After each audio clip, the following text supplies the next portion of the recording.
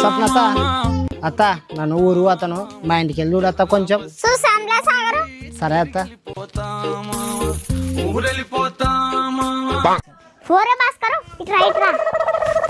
ఏమే వాడు సాగర్ గాడు ఊరి వేడా వాళ్ళ ఇంట్లో వెయ్యేమన్నా ఎత్తుకొని వస్తాం రా.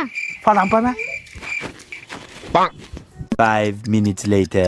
మన ఇంట్లోకి బాగా పోతే దొంగతనానికి బాగా దొరక బంగారం. The next day.